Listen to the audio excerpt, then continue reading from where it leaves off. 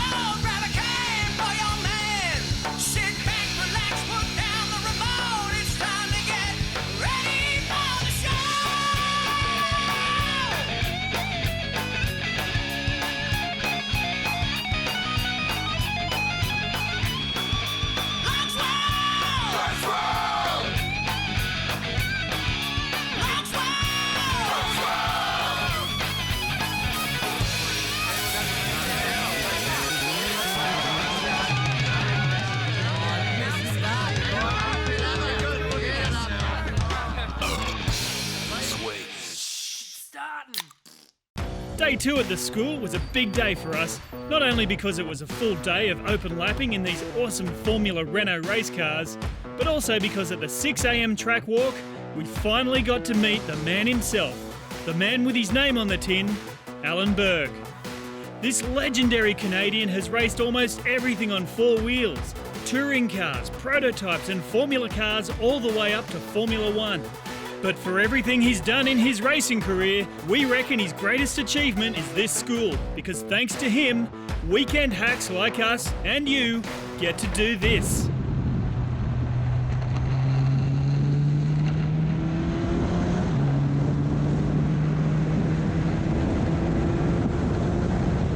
Our programs are geared for anyone that wants to drive a race car. You don't need to have any type of background in motorsport to come in and run with us. As long as you can drive a road car on a street, you could come drive one of our race cars. Yes, we do get drivers that are involved with motorsports. We had some today that come and they want to brush up their skills in a low pressure, low key environment, learn Laguna Seca, relearn the track, get some feedback from our excellent coaches. We get guys like that. We get youngsters that come through that want to take their first step into automobile racing out of karting, and we can help them get their racing license. But a large part are guys that just want to drive a real race car at Laguna Seca Raceway.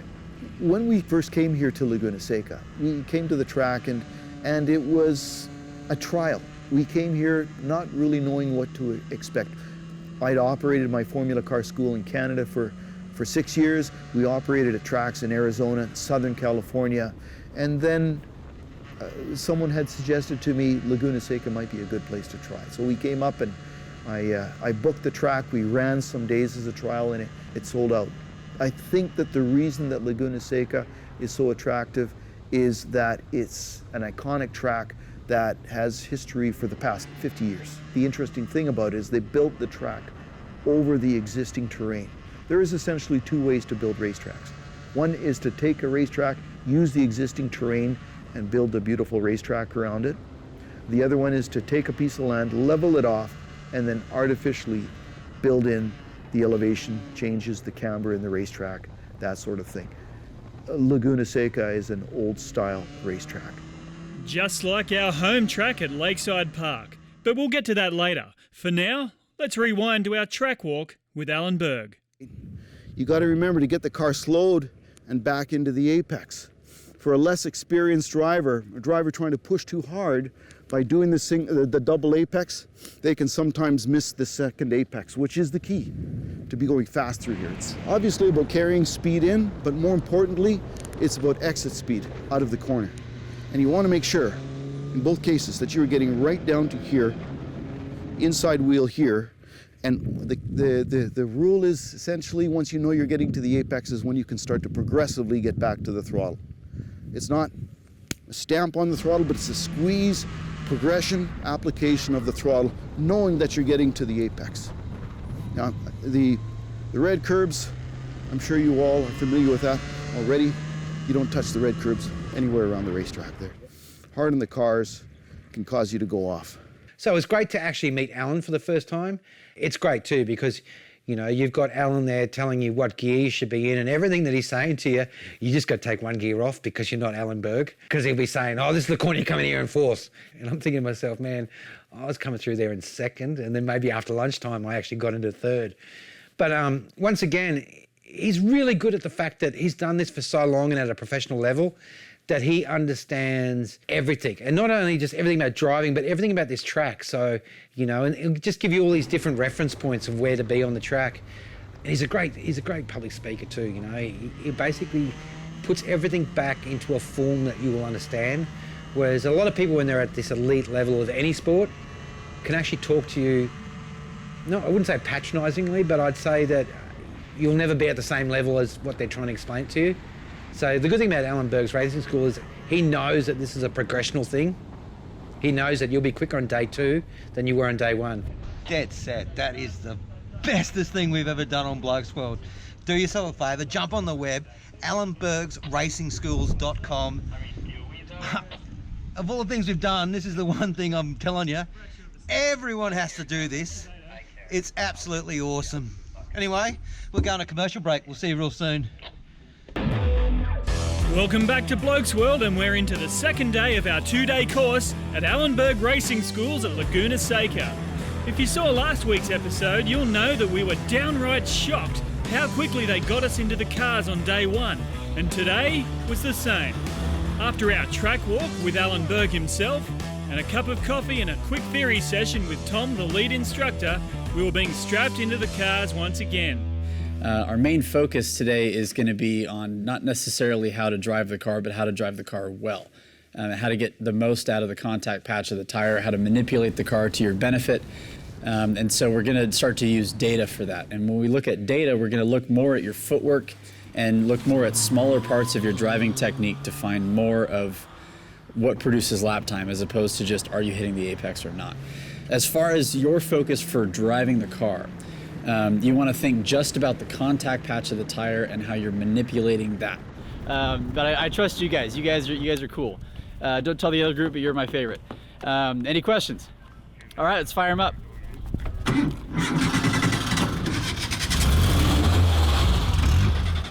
You know, driving a track like Laguna Seca is something that cannot be duplicated in video games. It can't be duplicated in driving simulators, and I'm sure that you can attest to that. You've no doubt been on Laguna Seca countless times, but coming here and the first time that you go up to the corkscrew and you're looking at sky and then you're diving down and the car drops out from underneath you, it's just a thrilling experience. I think people come for that.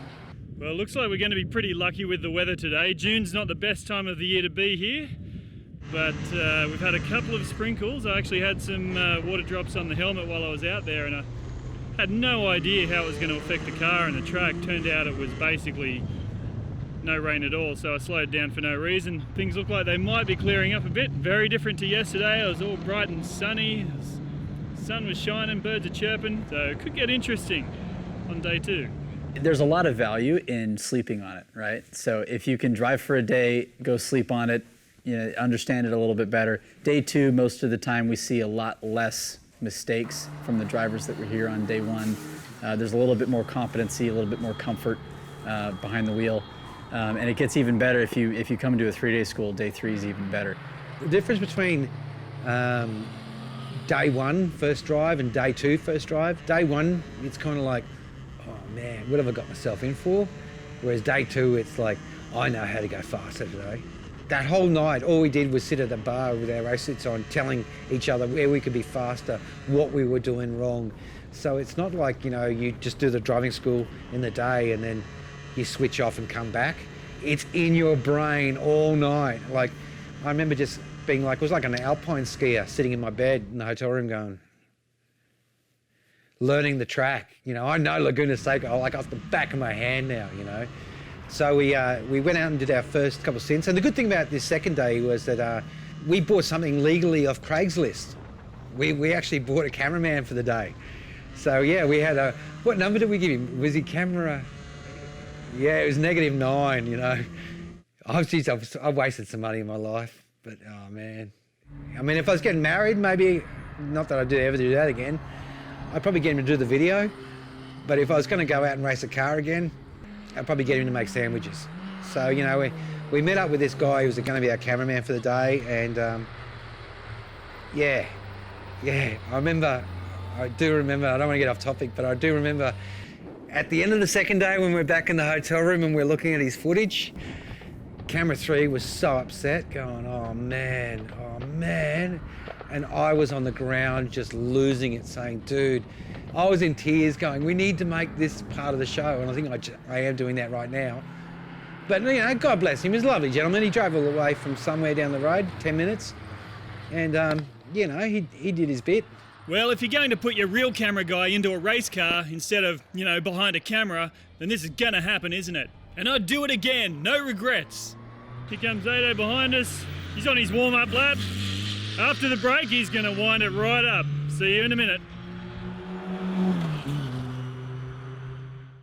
Welcome back to Blokesworld, where the awesome instructors at Elenberg Racing Schools have been given a monumental challenge to turn a couple of inexperienced hacks like myself and Ado into competent race car drivers. So let's see how they did. We'll jump forward now to a couple of weeks after we got home from the USA, when we raced at the Nota Grand Prix at Lakeside Raceway in Queensland in the Blokesworld Falcon. Viewers, if you didn't need convincing about going to the Elenberg Racing School, this should convince you. Ado's come back in from his first stint.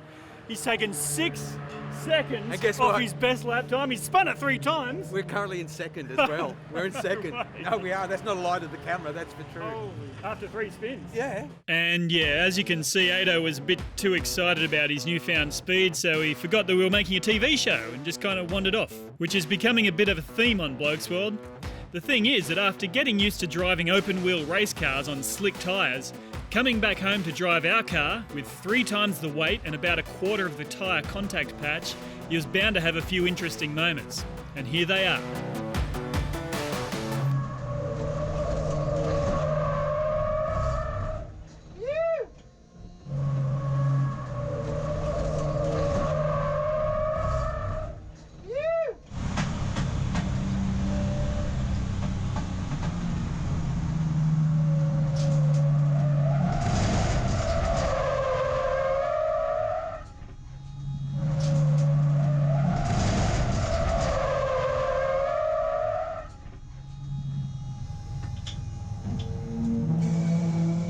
Now, earlier in this series, you might have seen the loosest driver in our team, Brownie.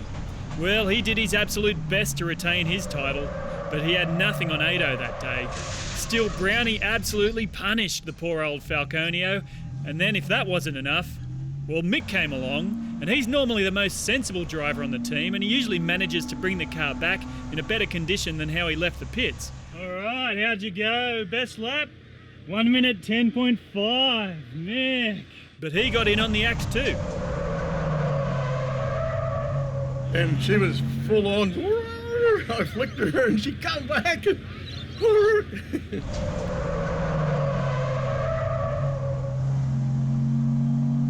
So by this stage, when Lakeside's curbs had taken more hits than Lemmy himself, and the Falcon's front left tyre was worn down to a loose formation of a few canvas threads, it was my turn to take the final stint of the 6-hour race. And first up, well, I had to serve Brownie's penalty in the pits.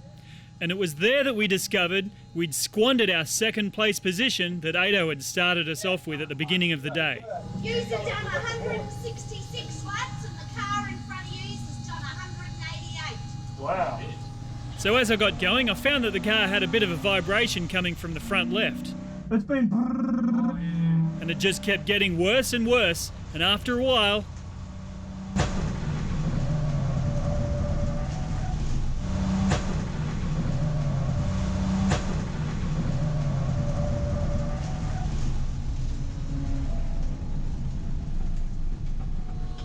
Wow, viewers! I've popped the front right, front left. I knew it was gonna happen. Woo! The radio's going crazy. There's a clamp down. Oh man, what a rush. But no worries, they were kind enough to give me a tow straight back into the pits. And I've never felt more like a race car driver than when the guys jacked the car up to change the tyre while I was still strapped in. So new tyre back on, and I had a blinding few laps until, with about 15 minutes to go, started to run out of fuel. Yeah. So there you have it. Elenberg certainly improved our driving skills, but our strategy? How's a nice way to put it? Garbage. We're just here in the pits. The boys are just going through some data. As you can see, they're all serious faces. But over here, I've got some great news, viewers. My divorce has just come through. Woo! High five! High five! Surfing without a leg rope, driving without a handbrake. Let's go to a commercial break. See you after this. Welcome back to Blokesworld, and we're going to hear now from one of the many awesome instructors at Elenberg Racing Schools. Of course, there's only a single seat in these race cars, so the school sends instructors or coaches out onto almost every corner of the track, so that when you bring it back to the pits, they are there to meet you with their feedback on how you can go faster. We want to see that progression in each driver. Everyone's going to develop a little bit differently. So the idea is, are we seeing, and this really comes down to what racing is the footwork, because there's between braking and getting back to gas, and your hand movements, are they starting to work together? Because at first everything's a little robotic, and so we really look for that in each driver. And so on day two, we're hoping that we start to see that flow where it starts to come together, and that's just about being smooth, how you release the brake, how do you get back on power. That's kind of the key. We're doing still open lapping, so that part is kind of repetitive. It's just open lapping, but what we're trying to do is see the drivers start to make that development through the day. And then if you see that you can go back to the gas pedal like near the first apex, what that means is that you broke hard and stayed hard on the brakes too long. So it doesn't mean you broke too soon. That corner, when you come in, you want to brake hard, but you want to actually, you've got the speed to go past the first apex. Don't stay on the brake so long that you feel like, oh shoot, I've overslowed. We come up there, we brake hard, but then our job is to actually start to release the brake to let some of the speed keep carrying past the first apex, right? That's critical. Yeah, it's different than, like if you feel like, oh, I'm overslowing the car, a lot of times we brake later, then you're like, oh crap, and then you're gonna have to brake too hard. So brake where you're braking, but just start to right after you brake hard, start going, okay, I can release, to let some of the speed you already have carry past the first apex. Then we can go, because you were braking so hard, you're like, oh, now I've overslowed it. Oh, I got to get back to gas, and then you weren't done getting to the second apex. So keeping it simple, go ahead and brake where you're braking. I like how hard you're braking, but then we have to start to ease off that brake pedal too. We put our instructors in different corners for each session. Then we rotate to different corners too, because if I'm going to be in turn 2 and I give feedback to all the drivers from turn 2, we all see things just slightly differently. So then I'll go to turn, say, 5 or turn 6, and that way the drivers are starting to get different feedback from different instructors, just the way we even verbalize things. So we're getting to see different things from the drivers are getting feedback from each instructor, and I think that's the best way for the driver to be able to get different inputs and maybe pick up on this off that instructor and that instructor. So that's why we do that. We rotate, so all the drivers out there are getting a little different feedback from each corner from each instructor. Going over the corkscrew, you're doing a big lift right here. You go to power, and then you come all the way out of the power as you crest the hill, then you go back in. That can destabilize the car. So, it was almost an eye-opening experience when I ended up finally racing Indy cars, because I took my racing school at Sonoma Raceway. Then I raced Formula Mazdas there, lots of Formula cars. So you end up with, as you guys are learning, your brake markers, your apexes, where you get back on the power, where you track out of the corners. So I end up racing the Indy cars there. Everything was the same. And I'm thinking, this is crazy because you're doing, twice the speed, right? But the car can stop twice as good. It's got bigger tires. So really, what I've taken away from that, and I do pass along to people like yourself that are out there and anybody that's learning, is that once you drive a car, and you can take these Formula Renaults out here, if you can learn to drive them 100% and learn to understand what the car is actually, it's talking to you, it's telling you the limits, how much can I corner, how much can I brake, what the feel is as it's starting to get to the limits of traction. You can drive anything.